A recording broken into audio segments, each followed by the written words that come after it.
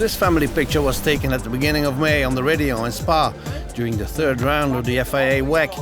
You have undoubtedly seen it in the press and on the social media, and it shows the BMW M Team WRT and Team WRT, which mid-June will participate in Le Mans 24 hours. Everybody just please find a hole so you can see the lens. If you can't see the lens, you will not be in the picture.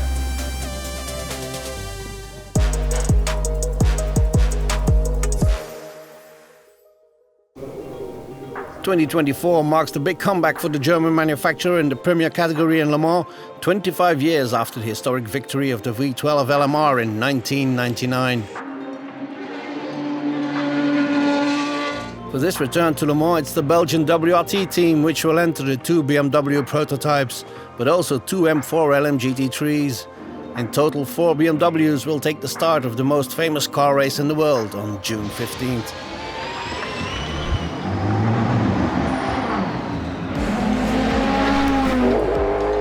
We've always worked as a small team in LMP2. Working now with the manufacturer brings some additional complexity with it in terms of collaboration, communication, getting to know the people.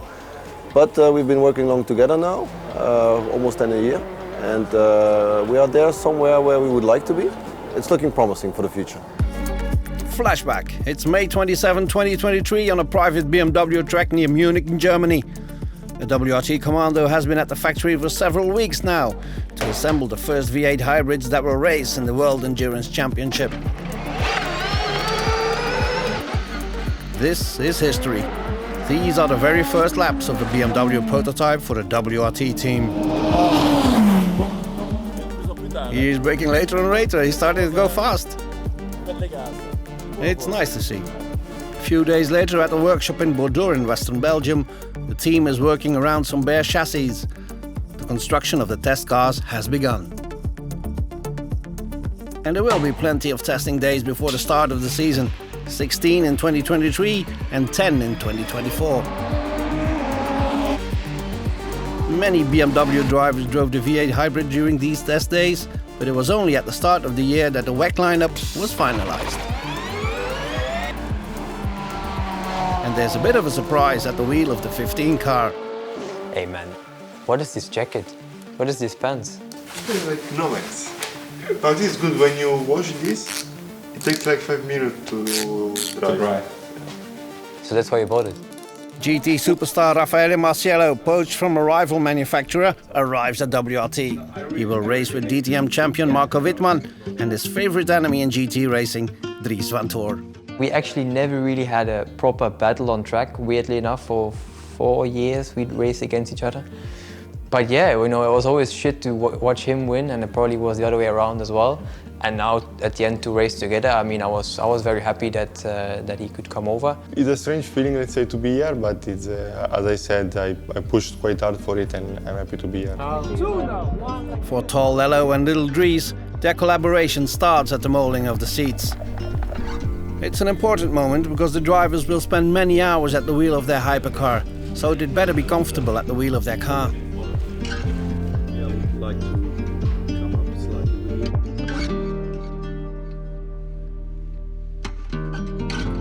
The other car, the number 20, will be in the hands of René Rast, Robin Frijns and Sheldon van der Linde. For them too, the hypercar category is brand new. Jumping in the hypercar, the car felt completely different than the LMP2 car, because I just jumped from LMP2 to the hypercar one. It's just more sensitive on little changes, especially the software.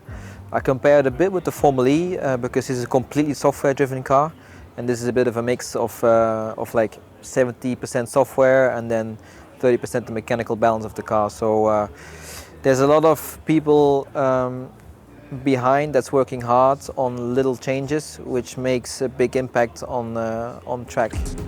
For the first time in its WEC history, the team has a double entry with two separate teams, one in hypercar and one in GT. The 31 M4 GT3 is for Darren Young, Jean Gelael and Augusto Farfus. 46 is for superstar Valentino Rossi, who makes his debut in the WEC with two high-level teammates.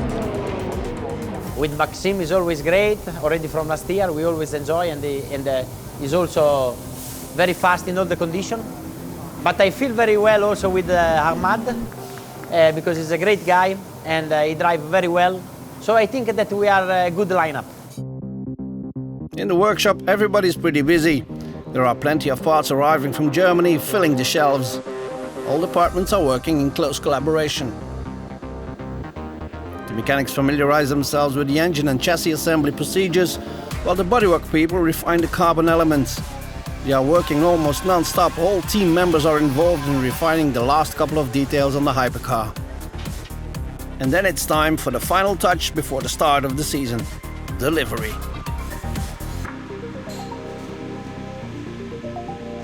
For a racing team, there's also a permanent logistical challenge. The sea or air freight containers return from the first round held in Qatar at the beginning of March, whilst the hypercars are loaded into the 11 trucks which will take the racing equipment to Imola for the second round of the WEC season.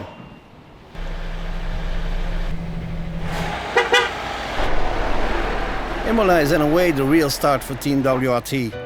The team had the opportunity to test on the Emilia-Romagna circuit and arrives with real ambitions.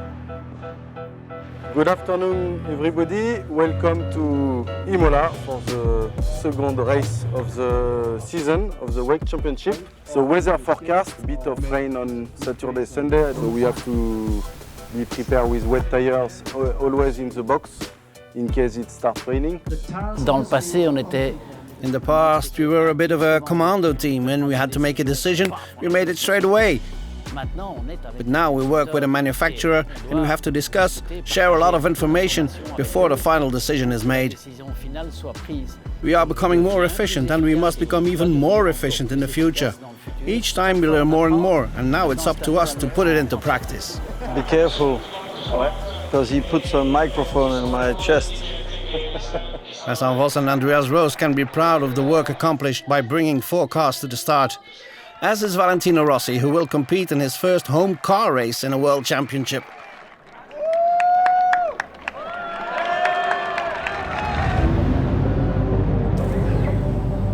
But quickly, too quickly, the 15 is involved in a pile-up in the opening lap.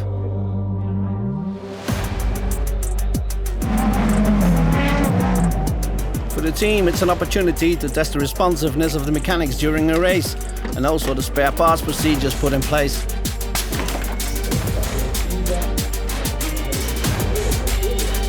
Estimate minimum 1.5 hours. Copy. T'as dit quoi, c'est over? Non, répare. Oh, répare. The team has not been changed compared to the LMP2. We've only added people. The only new topic which came to the category for us was the hybrid. Everything which is mechanical is basically a bit similar like an LMP2 car. In that respect, our mechanics are fully ready.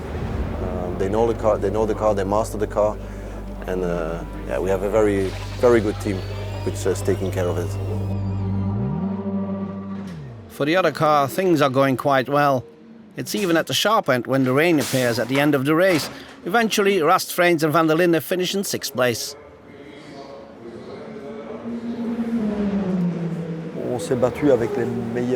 We fought with the best LMDH cars. At one point, we were fighting for 3rd or 4th position. There was obviously some strategy involved, so that's not really our position. But we still have to work a little bit more to achieve that. It's all smiles for the 2 GT cars meanwhile. Both crews had a perfect race. On the 46 there was Valentino Rossi, Ahmad El Harti and Maxime Martin. And on the 31, Darren Young, Sean Galael and Augusto Farfus. During the rain showers at the end of the race, the strategists decided to leave the drivers on slicks, while everyone else went to rain tires. A masterstroke signed WRT, resulting in a resounding 1-2 finish.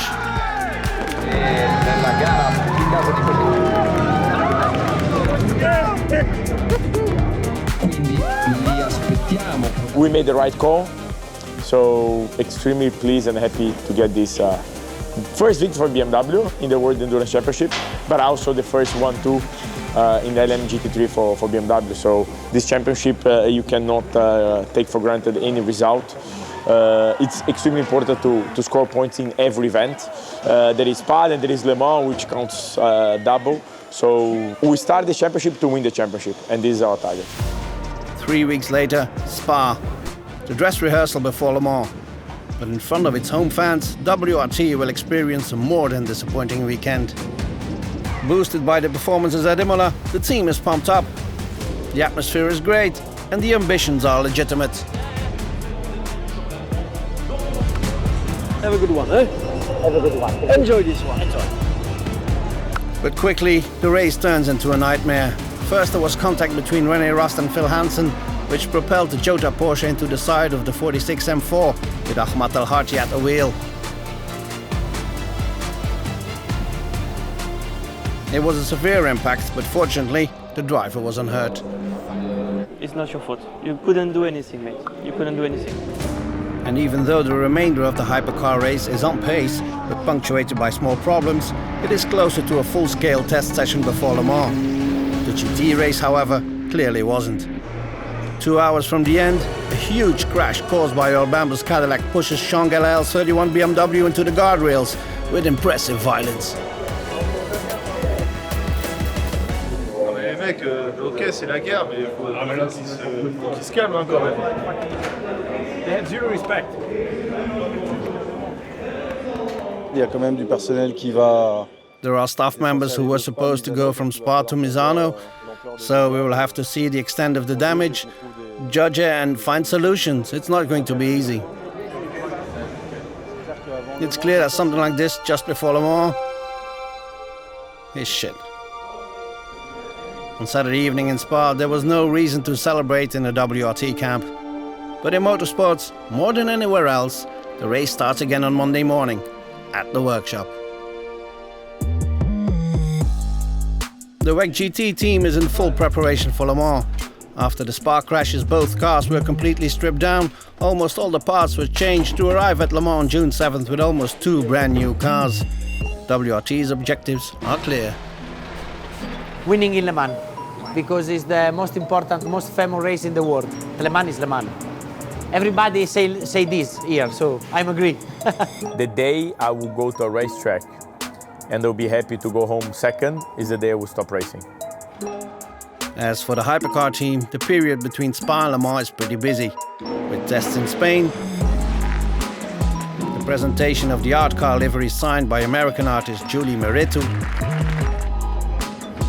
and the rollout at Francorchamps. It's basically because for Le Mans we build completely new cars, so you want to sign them off before arriving on the first day of prologue.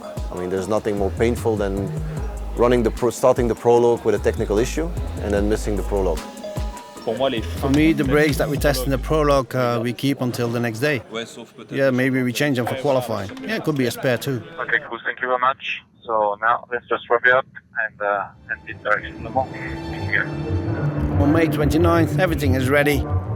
All that is left is to compete in the most important race in the history of the team, the 24 Hours of Le Mans, defending the BMW colours. We have more than 20 hypercars who can win the race. I think if everything runs smooth and the others do mistakes and we can profit from them, we can, I think, fight for a top 5 result. Me as a driver, and I'm quite sure as a team as well, we go there to win. I mean, it's not like we're going to Le Mans to finish P8. But at the end of the day, we need to be realistic. During the weekend of Le Mans, we can see where we are. We need to see how it goes, but definitely the target is to be on a podium. On doit juste sortir du Mans avec. We just have to leave Le Mans with the experience of a first participation with a hypercar and with the feeling of having done our job.